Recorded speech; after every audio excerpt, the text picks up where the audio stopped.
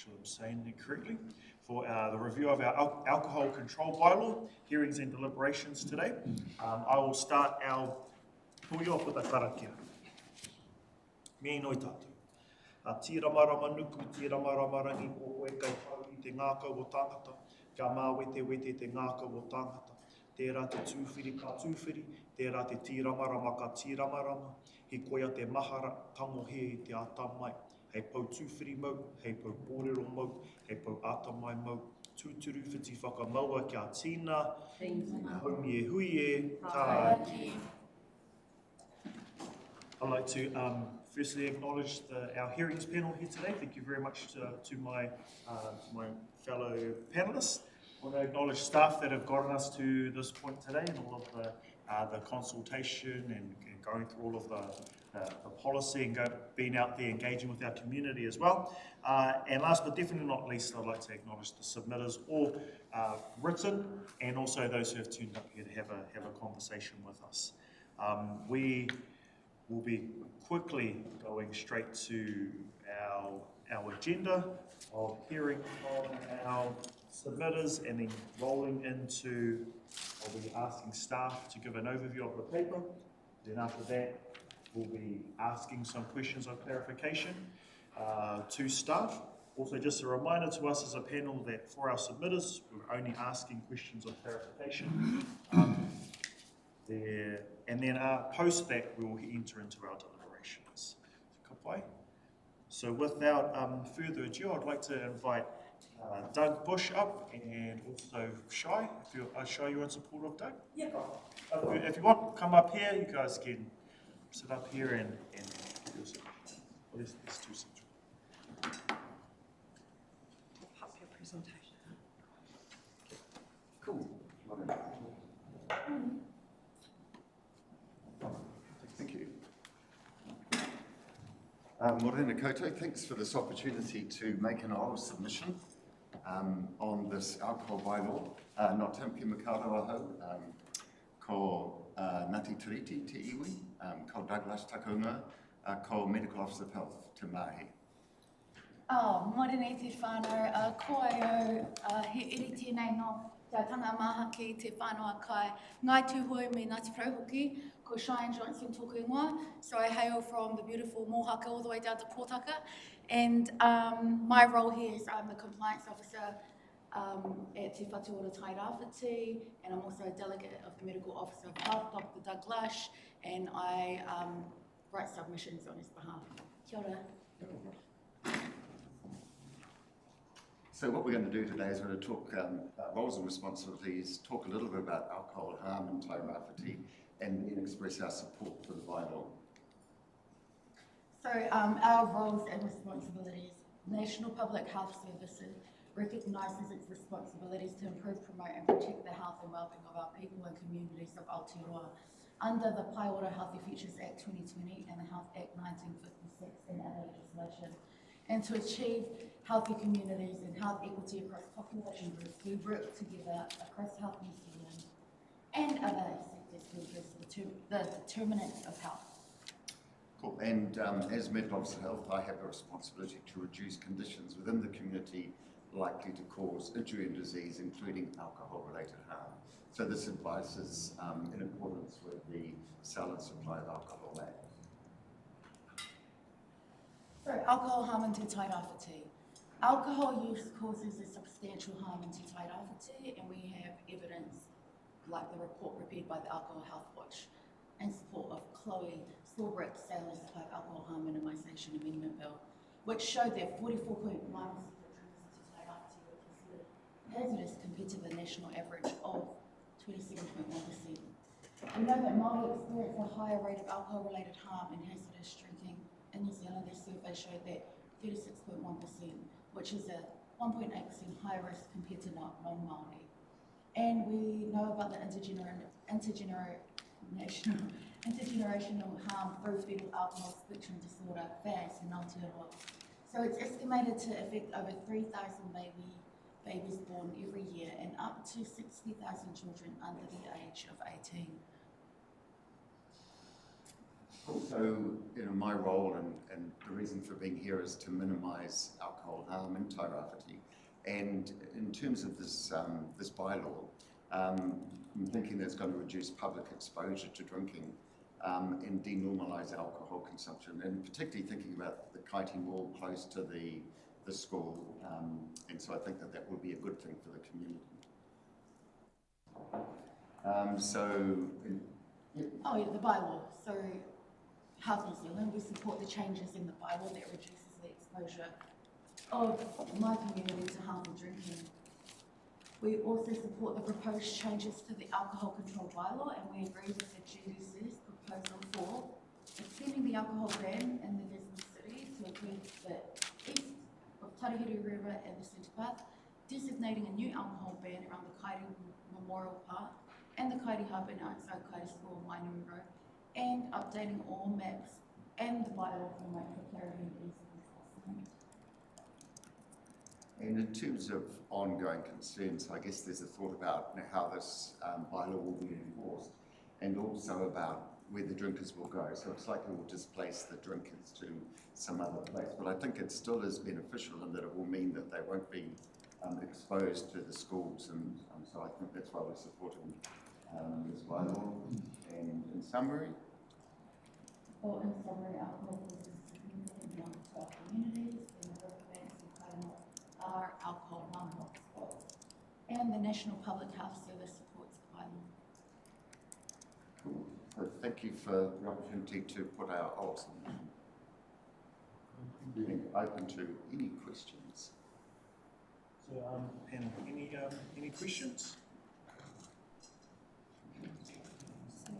Clear. Very clear has been the feedback. Thank you very much for your noting your written submission in order to be able to get here to have an oral submission. Thank you very much. We will be keeping a copy of this presentation. Awesome. Thank you. That'll be really helpful for our deliberations. Thank you very much. Thank you. Thank you.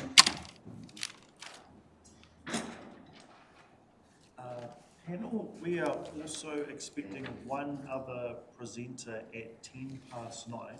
I'd like to propose that we adjourn just for a few minutes in order to wait for them. I'd hate to rush the process so that they are missing out on any opportunity to submit.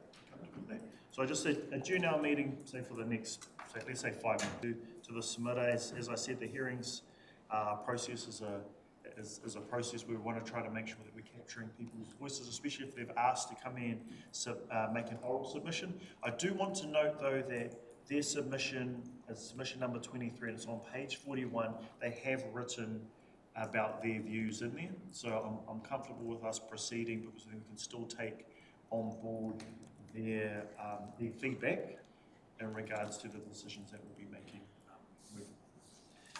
On that note, I would like to hand it over to you, Makaran, to give the staff overview of the paper, and then post that, I'll open it up to the panel to ask questions of you. Absolutely. The bylaw review started in October last year, where the council determined that the bylaw was the most appropriate form. And thereafter, we also did a workshop with the full council to discuss all the available options to review the bylaw. Then we went ahead and adopted a statement of proposal where we conducted a public consultation recently in March. This report gives the panel an opportunity to read all the submissions and also deliberate on all those submissions. So it will give you an overview of the submission analysis as well. So yeah, this is the panel's opportunity basically to discuss all the submissions and provide the recommendations to full council. Thank you, Makaran.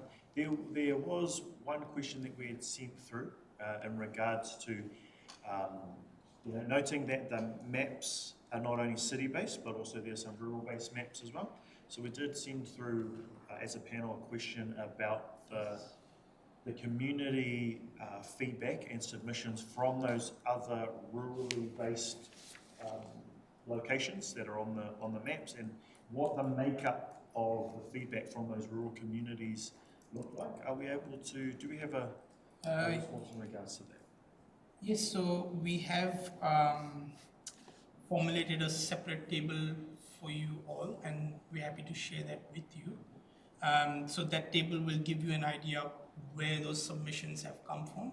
So the table will let you know the approximate location of those submitters. So in terms of the rural areas, we have one submission from Wahirere, we have one submission from Makaraka, one submission from Makauri, and 3 submissions from Te Karaka. Okay.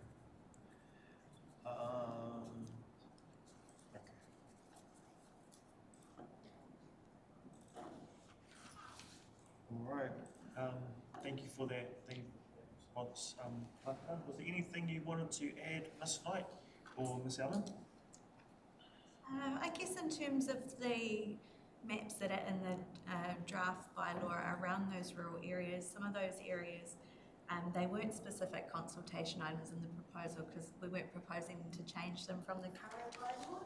So one of the examples that we have is in Ruatoria, and when you look back at when that came into being, that dates back to 2008 when that area was introduced as a ban area as the map is in the existing bylaw at that time, and we haven't had any feedback through this process on it, just as one example of some of the rural areas that, but yeah, hopefully that is useful. That is useful. If there's, oh yeah, I will open up for questions shortly. Just wanted to check to make sure that if you guys were finished in regards to feedback. All right, I'll open it up for questions. Councillor Reid. Thank you. In terms of those rural, because we haven't had a huge representation of submitters in the engagement, it would be really helpful to know which of those townships there are already current standing bylaws within those communities, and whether any of the maps have reflected a change, because I'm happy with the maps if it's the current rule, but if we are proposing to change something within a community and there isn't any feedback from that community, that's where I would be a bit worried about making that decision without some good feedback from that community. So that would be really helpful actually for those smaller rural communities to know. Just to clarify, if we were proposing a change, we would have had to put that through as a proposal in the statement of proposal, and the 3 proposals that we had in ours were very sort of the overarching one we normally do with most bylaws around making it a bit clearer and effective, but the other 2 were in the city, so we didn't propose any changes around what is existing. The maps might look a little bit different because, as we said, through that one proposal around updating the format of the bylaw, we would have updated the maps so that they all looked the same, and so that they will look different from the current, but in terms of the area covered are not different. Thank you. Any other questions? Councillor Alba. Thank you, Chair. Question around perhaps unintended consequences and just a clarification of how this regulation would affect restaurants and bars in the zone. So, for example, the fishing club has a line on the pavement outside, and at a very busy occasion, you're allowed to have a glass in your hand on that line or up to the line. Al fresco dining in the city is another example. Would these bans in any way affect that? If those areas are designated as public places, and if that public place is covered under the bylaw, then yes, that would be an alcohol ban area under the bylaw. In terms of the operation of the business though, and there's a bit of a crossover in that al fresco, like where that line is potentially is that private property line, so it can get a little bit hazy, I do acknowledge that, and the same would be as it mentions, this bylaw doesn't apply to a licensed premise, and normally with a licensed premise that includes the footprint of where that activity is taking place for on licenses. So therefore, I guess there's an imaginary line in places where perhaps you don't have that physical reminder as well. And those rules would apply currently anyway to do with licensed premises, which are a bit different from the public places ban, if that makes sense. Sorry, it is a bit fuzzy. The grey fuzzy area, which, if we're wanting to encourage the vitality of the city, which might include that sort of alfresco dining, and the popularity of the fishing club, which from my experience has always been very well behaved, and to impinge on their current habits would be not a good idea, I think. I guess in terms of that, they do have responsibilities as on licenses under the Sale and Supply of Alcohol Act and their licence. So there's kind of that matter in terms of what you're saying around being responsible and, you know, being good hosts. In terms of the public places element and the enforcement of that, we see it's driven by complaints. Like, we don't have people patrolling it. The police, like as you know, it's the police that can do the enforcement under the bylaw. So they're very much a complaints-based response. So I guess in terms of that, and that fuzzy line, that probably also comes into the mix in terms of what may or may not come through as an enforcement action. I do want to remind us too, we're talking about the bylaw around consumption of alcohol in the public places. You know, like I do want to remind us about that. That's the part that we're making the decision on today. Yeah, so if we can kind of keep our discussion just to there, that we do you have another question? In regards to The final question, is there any way of modifying this to unfuzzy that?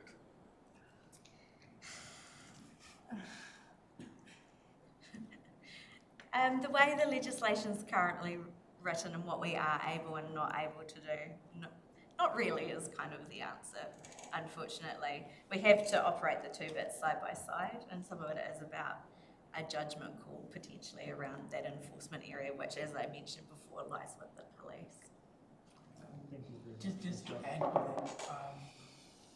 that, we've been advised by the police that they exercise a lot of discretion when they're applying the bylaw. It's not like, you know, if it's written, they'll do it. It just depends on every circumstance. So it's not like if it's there in the bylaw, they will be patrolling that area. So, yeah. Okay, thank you. If that adds any sort of, yeah. First, Councillor Thompson hasn't had a... No, yeah, he's probably answered my question. I just want to make sure there is discretion. I'd hate to see someone going for a fish and opening a beer to his freedoms be restricted from this. There's questions time. Yeah, just in terms of signage, so we're obviously going to have to put more signage up in these extended areas to make people aware. So in those terms, there is a paper that's being developed and should go to TRW soon. So in terms of the signage for council, but yeah, that is something that we need to look into, because at the moment we don't have enough signage in areas that has alcohol bans. So yeah, that is something that we need to discuss. Yeah. Councillor Lee. It was kind of similar to Councillor.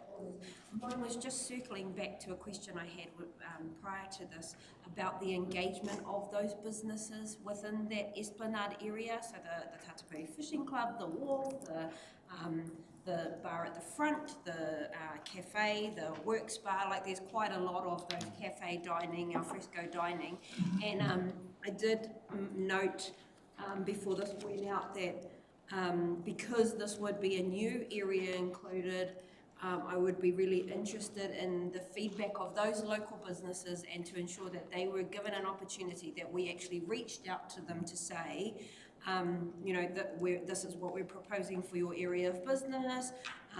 What kind of, would you like to offer some feedback? Do you feel it will negatively or positively affect your business? So I'm just circling back on that question I had before it went out for submissions.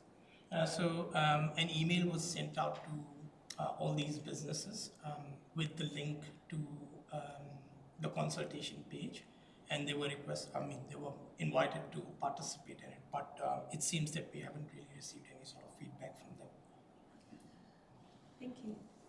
Were there any other questions from the panel? Okay. All right, thank you very much. Thank you very much, staff. Thank you very much to the panel. I'll close this public part of our hearings, and then we will head into deliberations about what we decide to do.